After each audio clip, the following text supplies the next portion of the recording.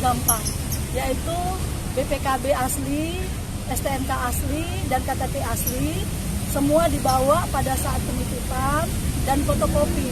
Nanti setelah kami cek semua surat-surat itu, sudah kami datakan, maka surat yang asli tadi kami kembalikan kepada pemilik, namun pada saat nanti pengambilan, surat-surat itu akan dibawa kembali pada saat mereka mengambil kendaraannya di sini.